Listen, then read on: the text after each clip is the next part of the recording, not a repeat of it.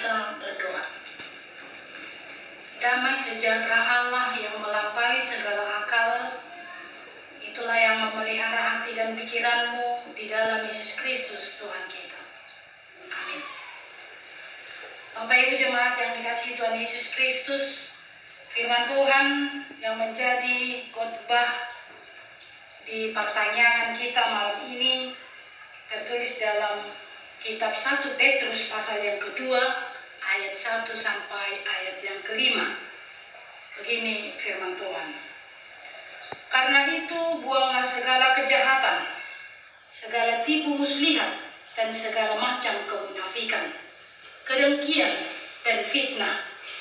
Dan jadilah sama seperti bayi yang baru lahir, yang selalu ingin akan air susu yang murni dan yang rohani, supaya olehnya kamu bertumbuh dan beroleh keselamatan, jika kamu benar-benar telah mengecap kebaikan Tuhan.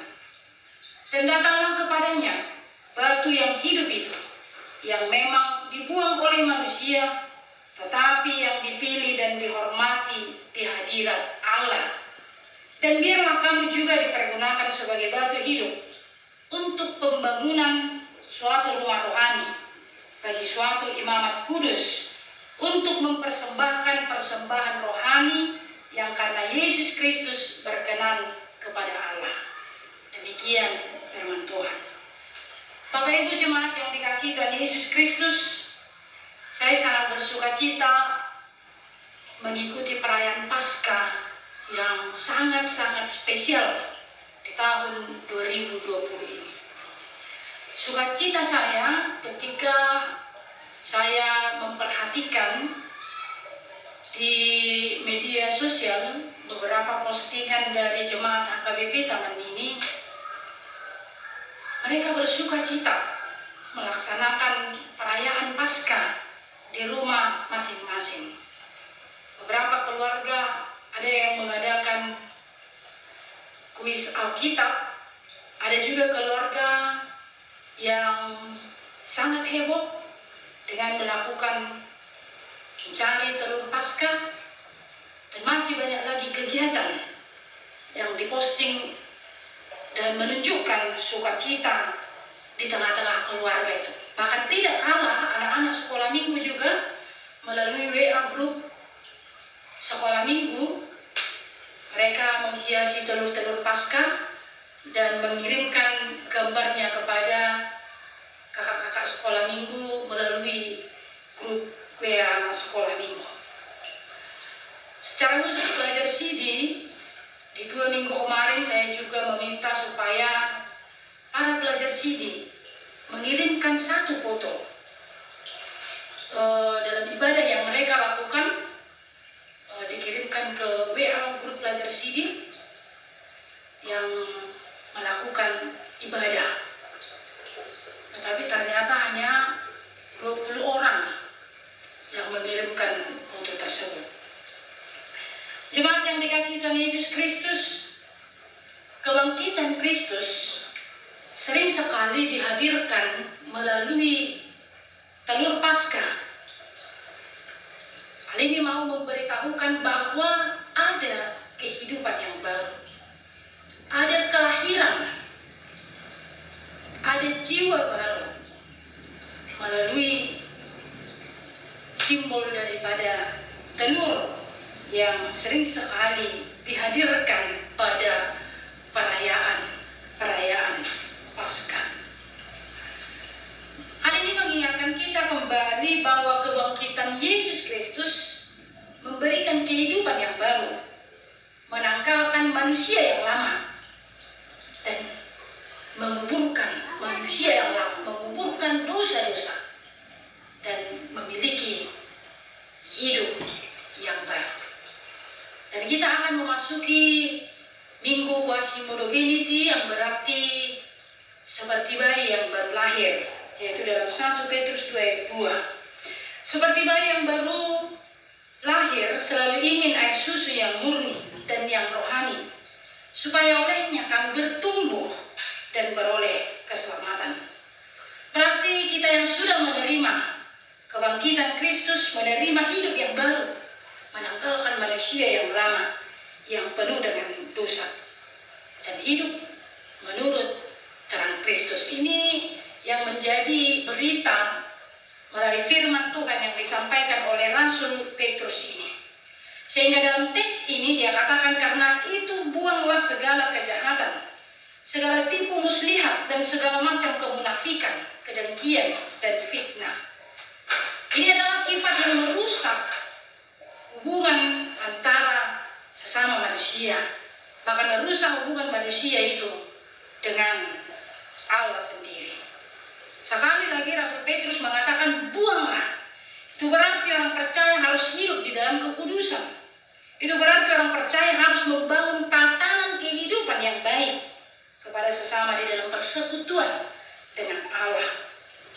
Di situasi pandemi COVID-19 yang dihadapi oleh dunia, yang mengakibatkan banyak orang bergumul, yang mengakibatkan banyak orang menangis, menderita akibat situasi yang benar-benar sangat menyakitkan ini, jauh dari apa yang kita pikirkan sebelumnya.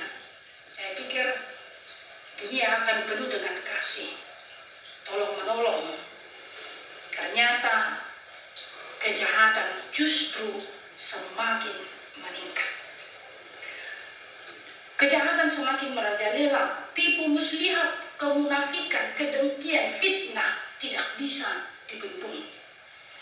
Ada yang mengatakan bahwa memakai masker sangat baik, dengan alasan akan mengurangi seseorang itu untuk memperkatakan yang tidak baik kepada orang-orang di sekitarnya. Bukan hanya mencegah virus, tetapi mengurangi perkataan-perkataan yang tidak baik, untuk mengurangi orang lain saling menyakiti. Ada juga benarnya, tetapi yang lebih berperan bukan hanya, ternyata bukan lagi mulut, tetapi kejahatan sudah lebih banyak ditimbulkan oleh jari-jari.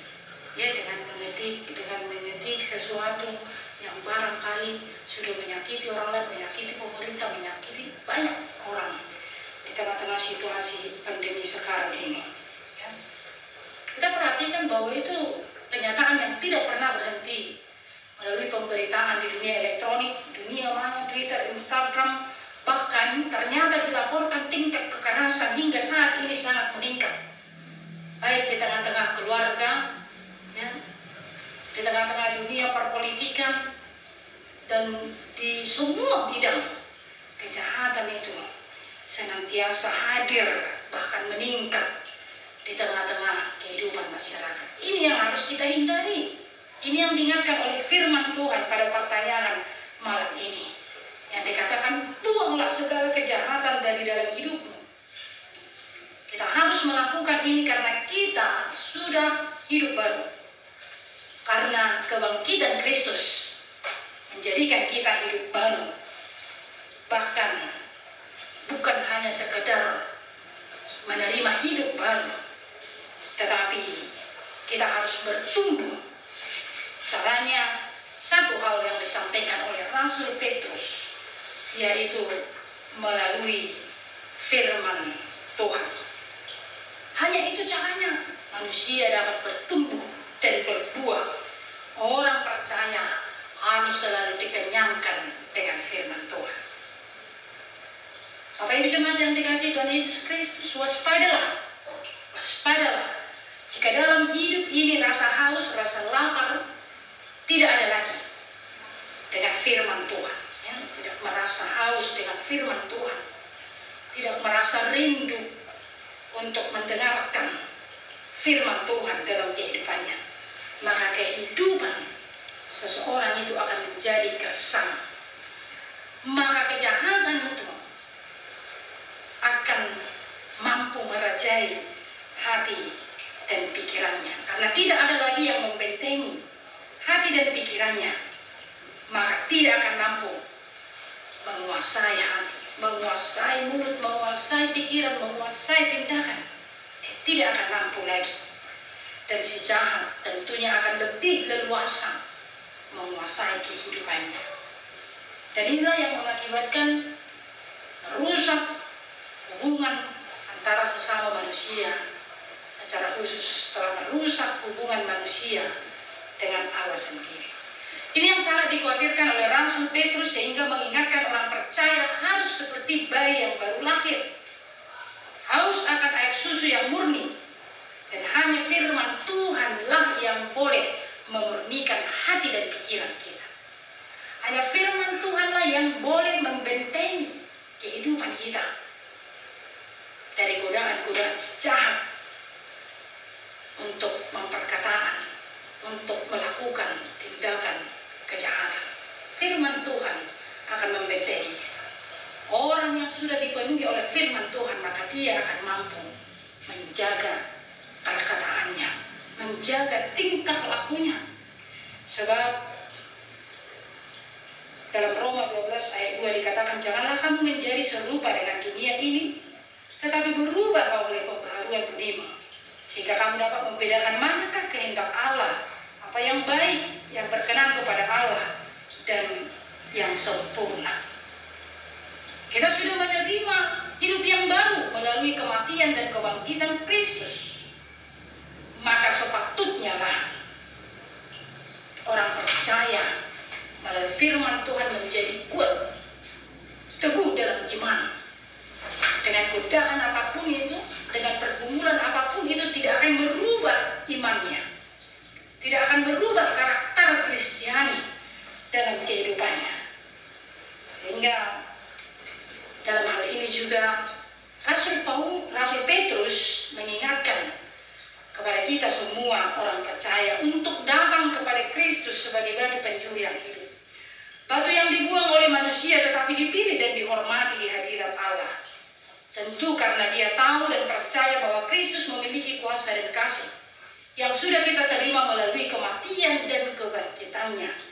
Maka dia juga akan penuh kasih, senantiasa menolong kehidupan kita. Menghadapi COVID-19 ini, ada banyak orang yang mengatakan bahwa Tuhan ternyata tidak peduli. Merasa sudah lelah, bosan untuk berdoa, meminta belas kasihan Allah, karena seolah-olah Allah tidak peduli, Allah tidak mendengar, tidak ada jawaban. Yang ada justru situasi kehidupan semakin sulit. Bapak Ibu jemaat yang dikasihi Tuhan Yesus Kristus, dalam hal inilah kita perlu memelihara iman percaya kita, untuk kita bertahan dalam situasi sulit ini. Tetap percaya bahwa Allah tidak pernah meninggalkan kita. Justru Dia mau melihat kesetiaan kita. Ingatlah bahwa Kristus juga sudah menderita untuk dunia ini, bahkan sampai mati di kayu salib. Dia senantiasa setia, sehingga dia dipermuliakan. Kita juga akan mendengarkan melalui khotbah hari Minggu ini dalam Mazmur 42 ayat 1-6, bagaimana Raja Daud selalu merindukan pertolongan Tuhan. Bagaimana Raja Daud selalu mengandalkan Tuhan. Dikatakan seperti rusa yang merindukan sungai yang berair. Maka Allah yang sama juga akan menolong kita dalam menghadapi setiap pergumulan kehidupan ini. Kita juga sebagai orang percaya, sebagaimana Kristus telah berkorban di kayu salib, haruslah kita bersyukur dan haruslah kita meneladani apa yang dilakukan oleh Raja Daud, apa yang dilakukan terlebih Kristus itu sendiri. Dan itulah merupakan panggilan orang percaya di tengah-tengah dunia ini, bahwa kita harus mau dipergunakan sebagai batu hidup untuk pembangunan suatu rumah rohani bagi suatu imamat kudus, untuk mempersembahkan persembahan rohani yang karena Yesus Kristus berkenan kepada Allah.